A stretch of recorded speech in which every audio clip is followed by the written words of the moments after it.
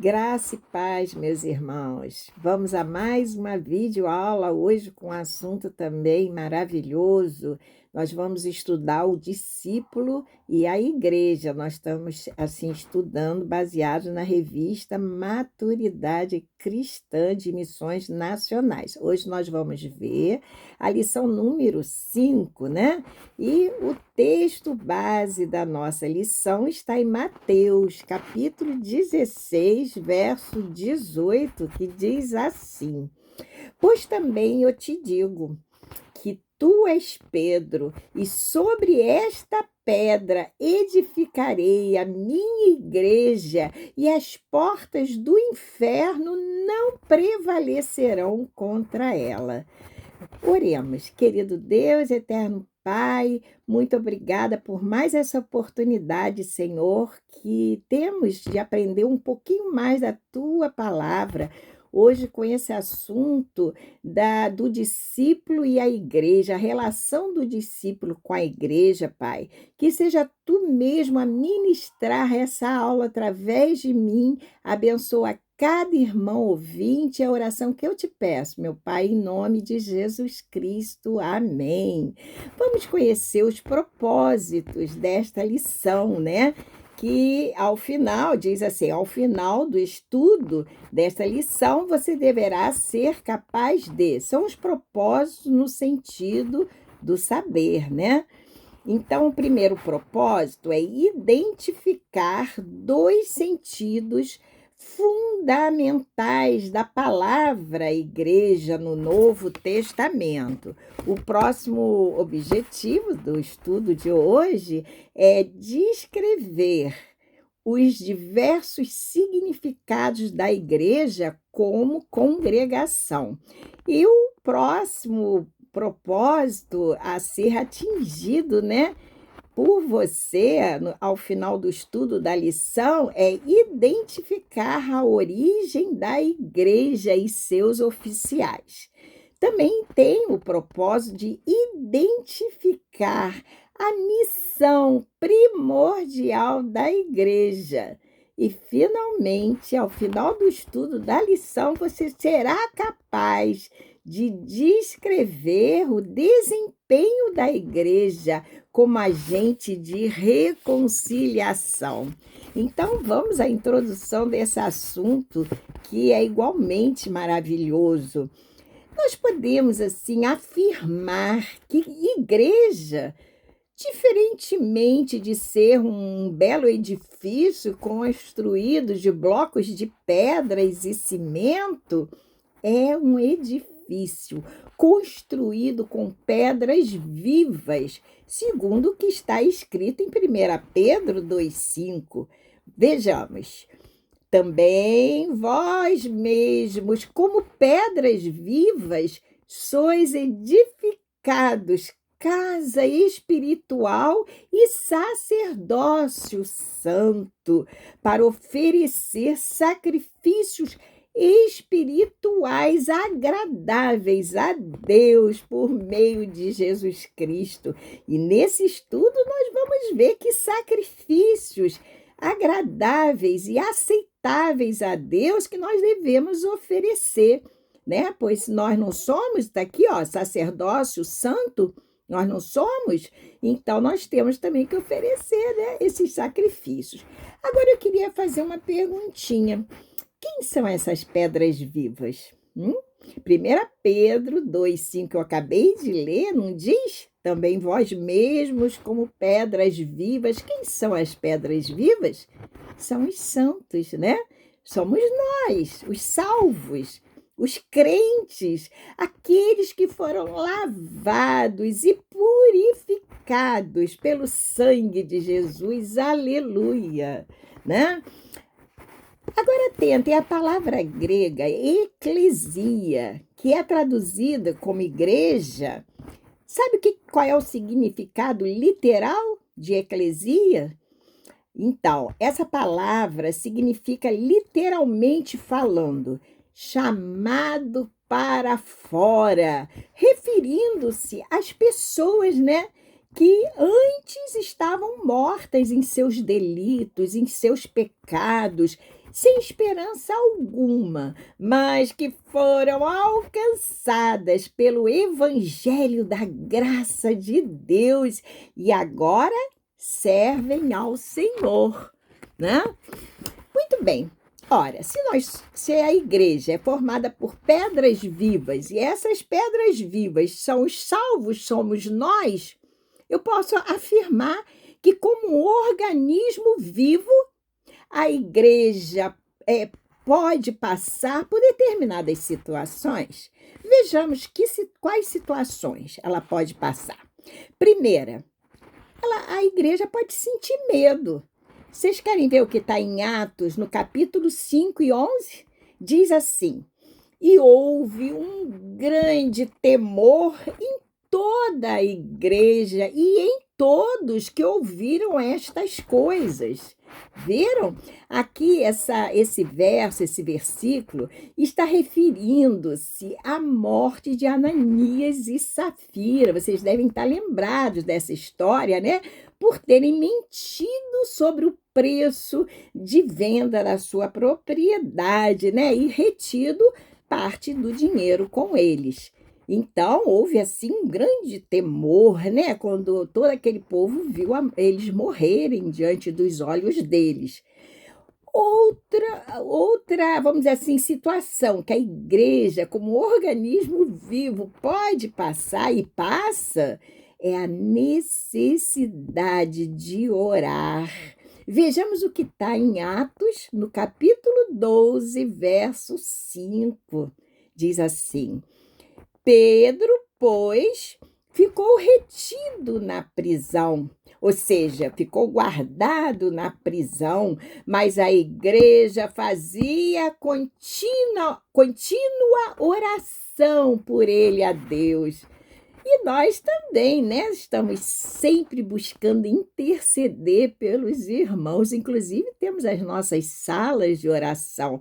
Então, a igreja pode e deve sentir a necessidade de orar, de interceder. Nesse caso aqui que eu acabei de ler sobre Pedro, a igreja orava intensamente a Deus por Pedro, né?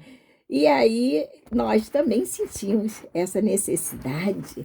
Outra necessidade que a igreja pode viver é a necessidade de falar, de exortar. E agora eu pergunto, o que significa a palavra exortar? Você sabe? Exortar é animar, né? É tipo assim, induzir, persuadir. E não acontece isso?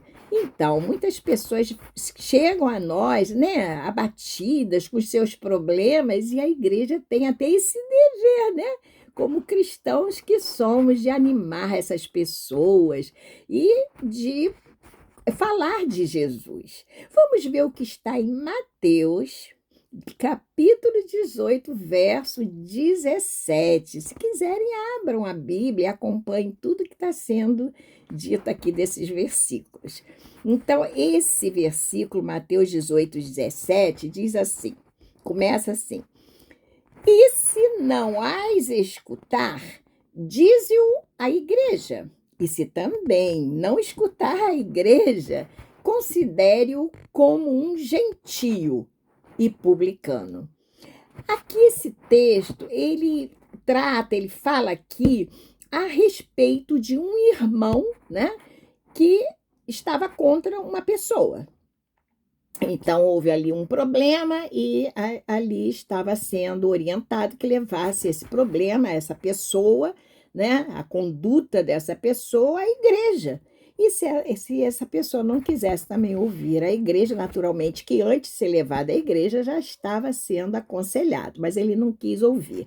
Então, a igreja, além de poder sentir a necessidade de medo, além de sentir medo, a necessidade de orar, de interceder, também sente a necessidade, muitas vezes, de exortar, de falar, de orientar, né? Muito bem. O interessante é que todas as pessoas que foram alcançadas e libertas por Cristo Jesus fazem parte da Igreja de Deus. Aleluia, né? Assim, essas pessoas devem buscar o quê? Devem buscar se santificarem cada dia mais, né? Crescendo na graça e no conhecimento do nosso Senhor e Salvador, Jesus Cristo. Afinal, nós temos que crescer em santidade, pois Deus é santo e exige de nós o quê? Santidade. Então, nós fomos alcançados, libertos por Cristo Jesus, né? Pelo sangue dele derramado na cruz do Calvário, e fazemos parte da sua igreja hoje em dia. Muito bem. Mas os salvos, vamos assim generalizar, os santos, como são chamados, né? Caminham na contramão do mundo, por não pertencerem a ele, ou seja, por não pertencerem mais ao mundo. Não é verdade? E assim fazendo, caminhando na contramão do mundo, eles estão cumprindo o que está escrito, né? Em João, no capítulo 17, verso 24. Essa é uma oração que Jesus fez ao Pai, né? E essa oração é linda. Então, no verso 14, especificamente, ele diz assim: deles, ele fala ao Pai, deles a tua palavra, e o mundo os aborreceu, porque não são do mundo, assim como eu não sou do mundo. Que linda essa oração. No verso 20, ele ora por todos, né? Que um dia iriam crer nele. É muito lindo. Deus chama o povo para deixar o mal do mundo através de quê? Da mensagem do Evangelho, que é propagada pela sua igreja, né? Assim deve ser. Nós devemos propagar a mensagem do Evangelho a todos, a todas as criaturas, né? E os que se convertem verdadeiramente, genuinamente, né, a Cristo, são chamados santos. Querem ver? Vamos ver o que está escrito em 1 Coríntios, no capítulo 1, no verso 2. Abram aí a Bíblia de vocês e acompanhem. Diz assim: a igreja de Deus, olha, prestem bem atenção, a igreja de Deus que está em Corinto, aos santificados em Cristo Jesus, chamados santos. Daí continua o verso, mas só me interessa ter esse pedacinho. Chamados santos. Agora abram primeiro a Colossenses, no capítulo 1, verso 2. Abriram? Já começa assim: aos santos irmãos fiéis em Cristo que estão em Colossos, graça a vós e paz da parte de Deus nosso Pai e do Senhor Jesus Cristo. Viram? A igreja, ela é chamada, é composta de santos, das pessoas que são o quê? Que foram agraciadas, né, pela salvação. E com isso a palavra santo significa o quê? Separado do mundo. Embora estejamos no mundo, fazemos mais parte dele, né? Não agimos conforme os ímpios que não têm Deus. Lembrando sempre, isso eu vou lembrar várias vezes durante essa lição, porque é importante, lembrando sempre que Jesus é a cabeça do corpo, que é a igreja, ok? A igreja é formada, nós já vimos, por pessoas lavadas e purificadas pelo sangue de Jesus. Nós, né? Frequentemente, a palavra igreja é usada para descrever o quê? Uma congregação local ou uma assembleia de santos. Já posso falar assim, todo mundo está entendendo. Vamos ver o que está escrito em Romanos, no capítulo 16, verso 15. Diz assim: saudai igualmente a igreja que se reúne na casa deles. Aí daí continua o versículo. Então vamos repetir: saudar igualmente a igreja que se reúne na casa deles, quer dizer, referindo-se a uma congregação local e também, ao mesmo tempo, a uma assembleia de santos que se reúne, né, na casa de uma determinada pessoa. Então, viram direitinho? Assim, quando as pessoas, em obediência à palavra de Deus, se tornam cristãs, o que é que elas fazem? Elas começam a reunir-se com os outros irmãos na fé, não é verdade? Que igualmente a eles foram chamados para fora do poder do pecado, né? Passando agora a fazer parte do corpo de Cristo aqui na terra, onde Cristo, volta a dizer, é a cabeça, né, desse corpo espiritual. E como corpo que somos, nós temos uma função a desempenhar, ou, se quiserem, uma missão. E qual seria essa missão ou essa função? É servir a Deus, servindo ao próximo. Porque nós servimos a Deus no momento que servimos ao nosso próximo. Não é verdade? Isso! Então, como corpo que nós somos, nós temos uma função como qualquer corpo. O nosso corpo humano também não tem funções a desempenhar? Então, e como podemos servir aos outros? Ou, em outras palavras, como podemos servir a Deus? Se eu acabei de falar que servindo ao meu próximo, aos outros, eu sirvo a Deus, a pergunta é essa mesmo. E como podemos servir aos outros? Hein?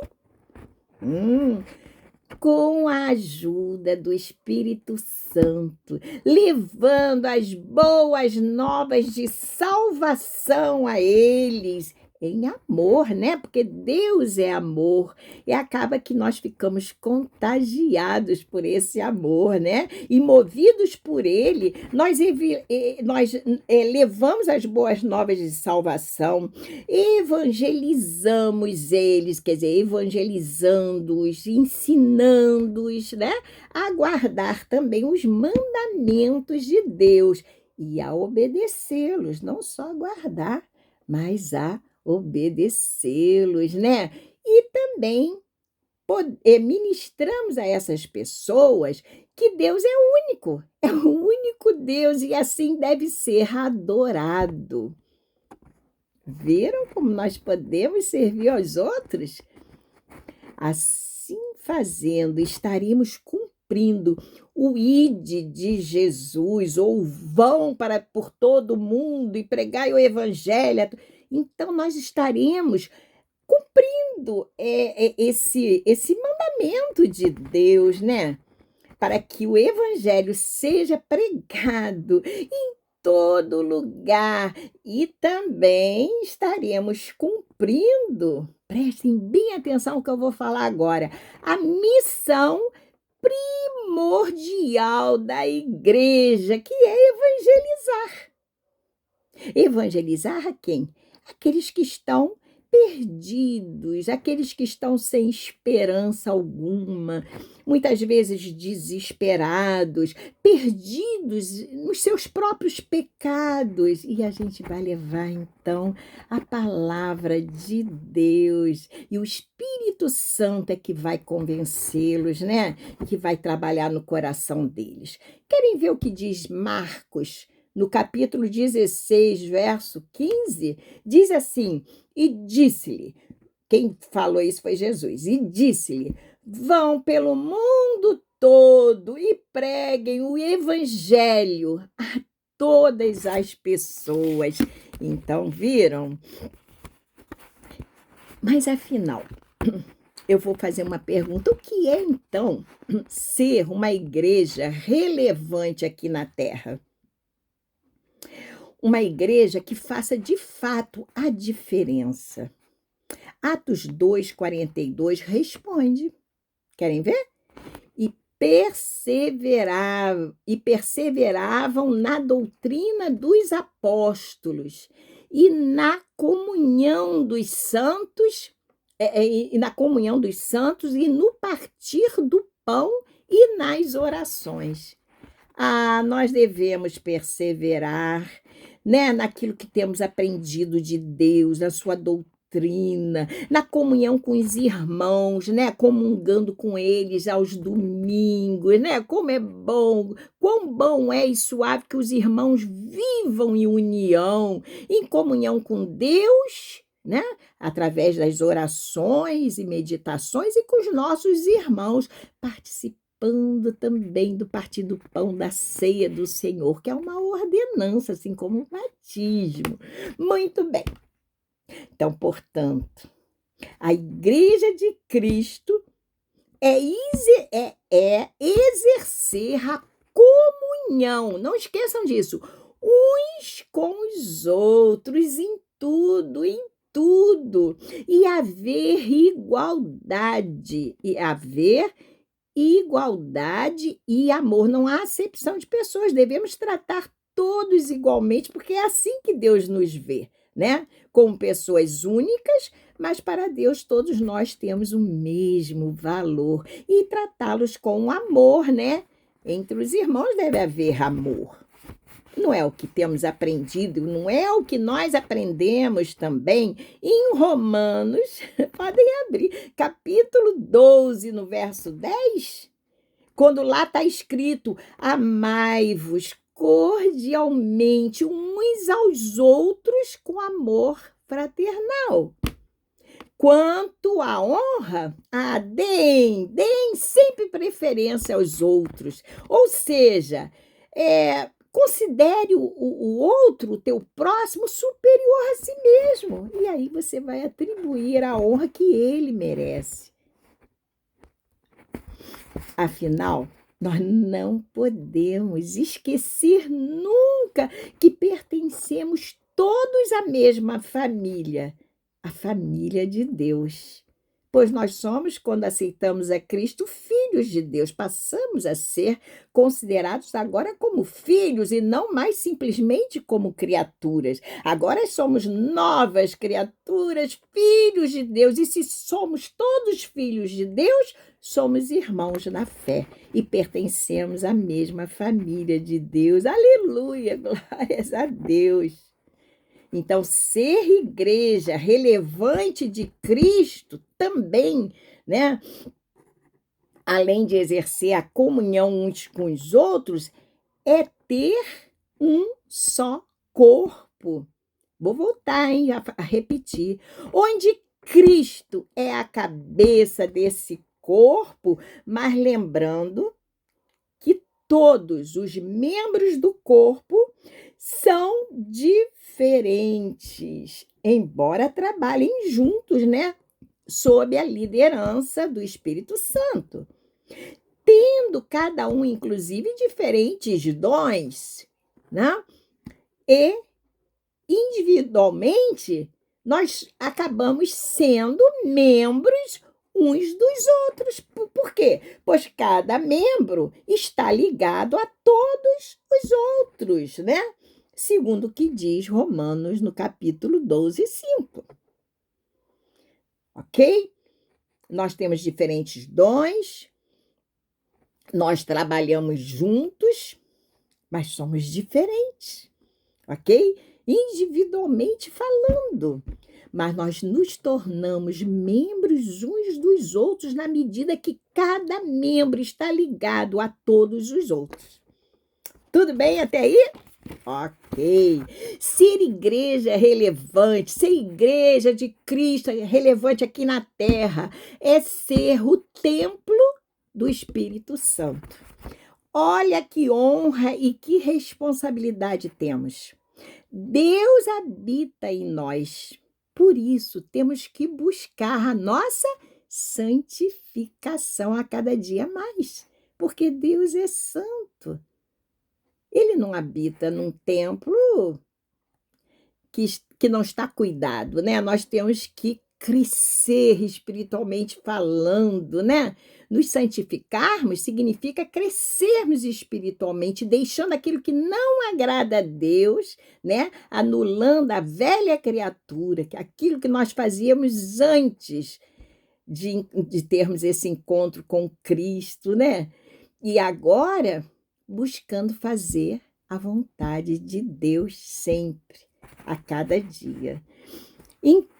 Preste atenção agora, enquanto o templo dos judeus era feito de blocos de pedras, né? O templo de Deus hoje é espiritual, né? Feito ou formado por pessoas que foram regeneradas pelo Espírito Santo, sendo inclusive chamado de casa espiritual, conforme até está em 1 Pedro 2,5, que eu já li para vocês. Então, vocês devem estar lembrados, acabei de ler. Vós também, como pedras vivas, sois edificados, casa espiritual e sacerdócio santo.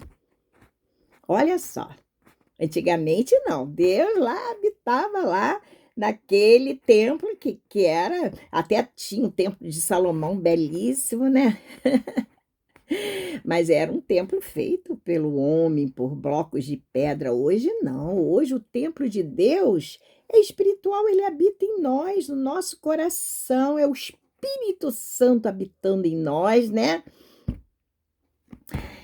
No Antigo Testamento, Deus habitava no meio do povo, no templo de Salomão, por exemplo, conforme eu disse. Mas hoje, Deus habita em nós. Isso tem que ficar bem claro na sua igreja, que somos nós. Assim, a igreja deve se manter santa, né? Deve se manter santa. Vamos ver o que diz 1 Coríntios, no capítulo 3, no verso 17.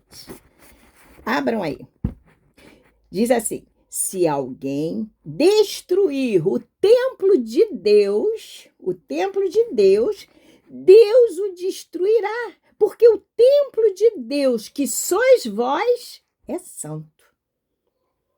Por isso temos que manter o templo dele santo, separado, né? Temos que atribuir a Deus o primeiro lugar em tudo, as primícias em tudo, não é? Gente, templo de Deus é mesmo que casa espiritual, tá? Nos dias do Antigo Testamento, estou fazendo uma comparação, né? Se alguns homens eram, assim, perdão, no tempo do Antigo Testamento, alguns homens eram designados por Deus como sacerdotes, né? E no Novo Testamento, todos os discípulos de Jesus são sacerdotes. Vejam que responsabilidade. Enquanto lá no Antigo Testamento eram escolhidos a Deus, assim, né, cuidadosamente, hoje em dia todos os discípulos se tornam sacerdotes de Deus, segundo o que está em 1 Pedro, no capítulo 2, no verso 9. É mais ou menos assim. Se porém são vocês, porém, são geração eleita, né? Sacerdócio santo, né? Assim que fala. Sacerdócio real, perdão, nação santa. É mais ou menos isso.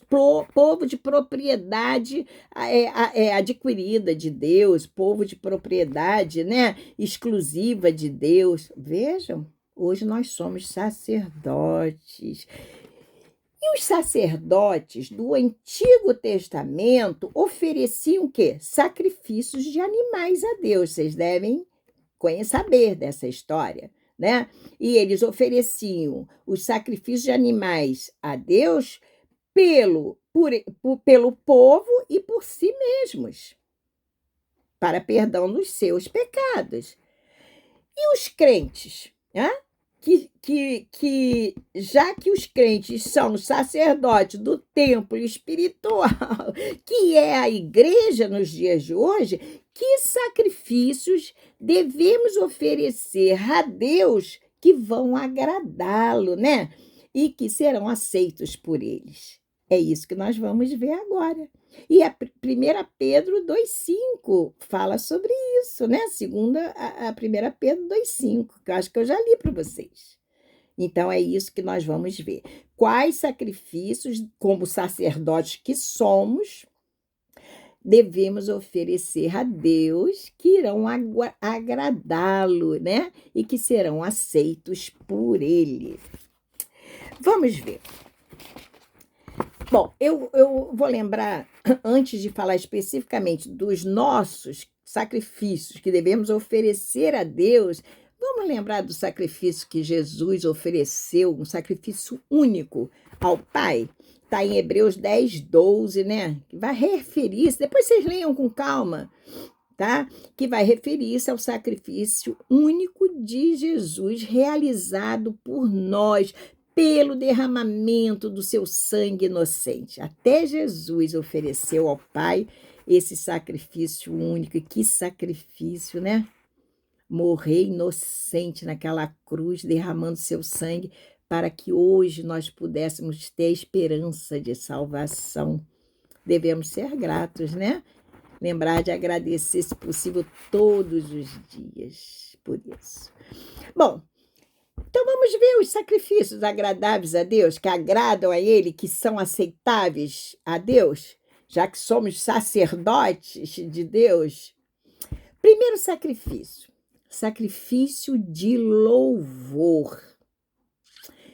Hebreus 13:15 fala sobre isso, que o sacrifício de louvor é o fruto dos lábios que confessam o seu nome. E também, literalmente falando, quando, por exemplo, eu entoo um louvor, eu estou também oferecendo esse sacrifício, essa honra a Ele, porque Deus habita no meio dos louvores.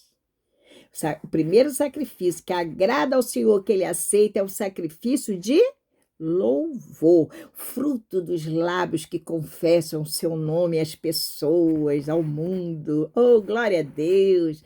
Outro sacrifício agradável a Deus, aceitável a Ele, é o sacrifício das boas obras. Se vocês quiserem, Hebreus 13:16. Quando vocês lerem Hebreus 3:16, vai restar o seguinte na mente de vocês, que o que vai valer é a beneficência, que é justamente o ato de fazer bem a alguém e o repartir com o próximo aquilo que você tem também.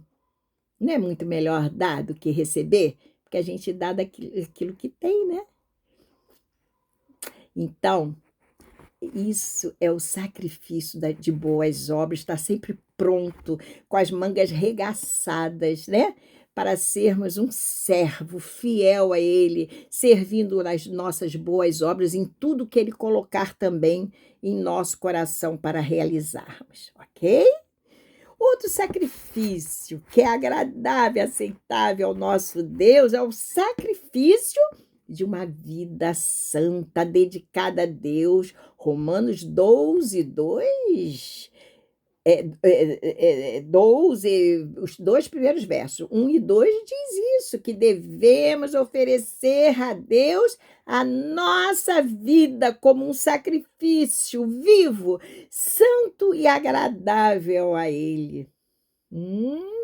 Viram?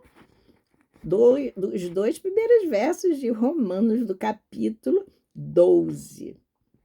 Depois leio. O Salmo 51, no verso 17, diz que os sacrifícios para Deus são o espírito quebrantado e contrito, e estes Deus não despreza. Vamos ver um pouquinho mais de perto? Espírito quebrantado, é o espírito sem força, derramado aos pés do Espírito Santo. Senhor, eis-me aqui, faz de mim o teu querer e através da minha vida o teu querer. Pai, eu não sou ninguém sem ti. Reconhecer a soberania de Deus, né, o poder dele. Glórias a Deus, aleluia. E o espírito contrito é o espírito que é arrependido, reconhecendo que somos pecadores e com isso somos fracos e dependemos de Deus em tudo. Esse é o sacrifício agradável, aceitável a Deus. Aleluia. O Salmo 50, verso 14, diz para oferecermos sacrifícios de ações de graças a Deus. Que vem a ser isso?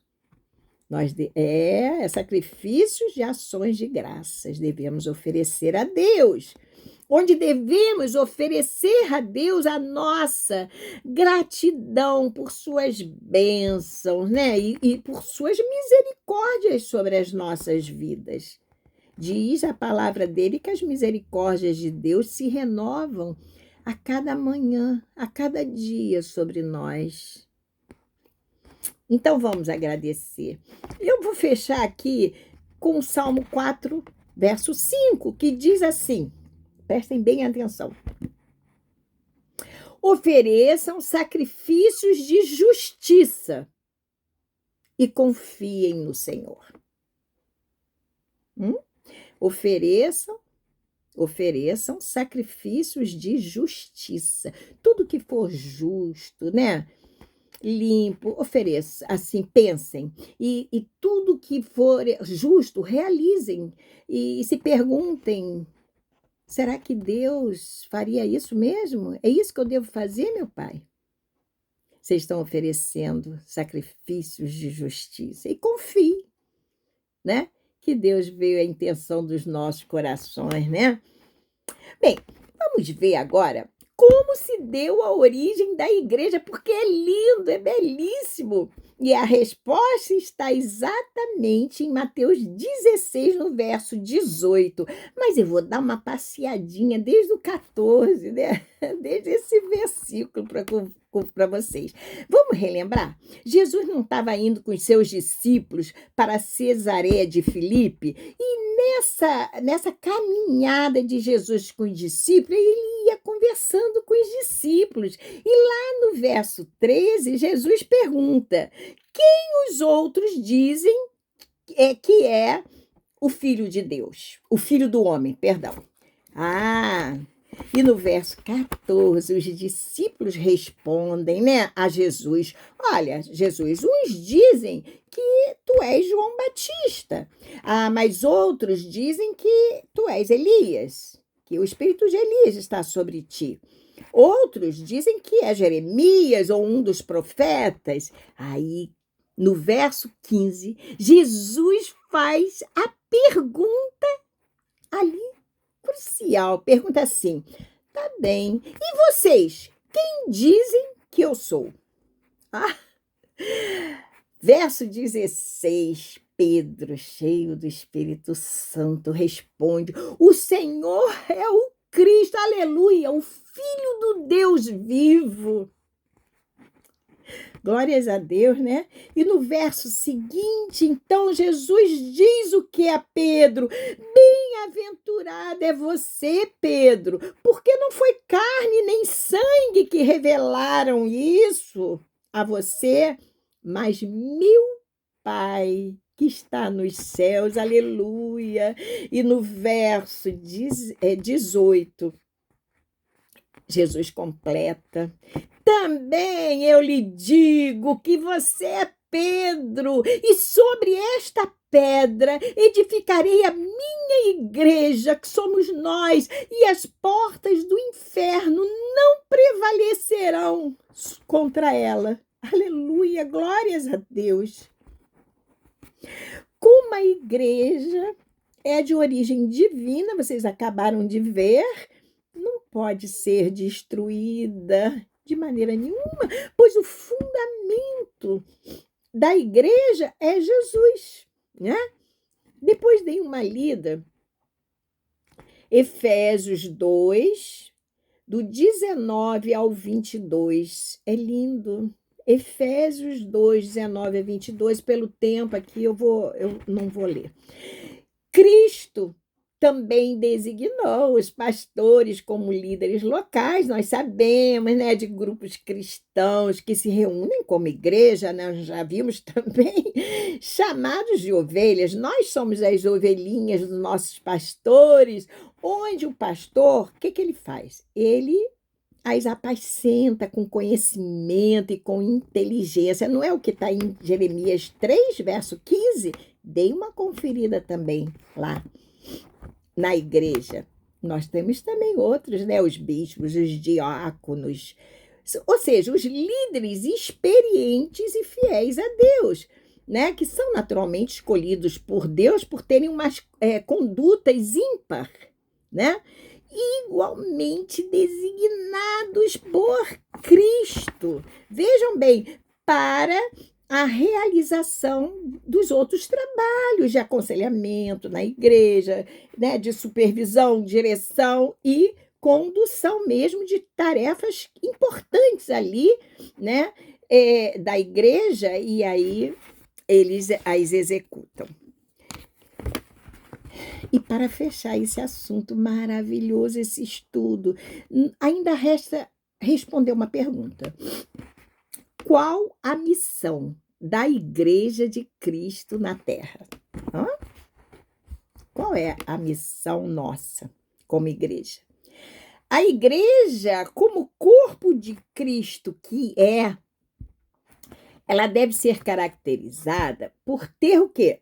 Uma vida de serviço. Eu já falei isso com vocês. Ela deve ser caracterizada por isso, por ter uma vida de serviço aos outros, conforme o exemplo do próprio Jesus, da vida do próprio Jesus. Vejam Marcos 10, 45, onde diz assim: pois nem o Filho do Homem veio para ser servido, mas para servir e dar a sua vida em resgate por muitos. Então, vamos resgatar para Deus aqueles que estão assim perdidos e sem esperança? Por que não oferecermos também a nossa vida para esse propósito?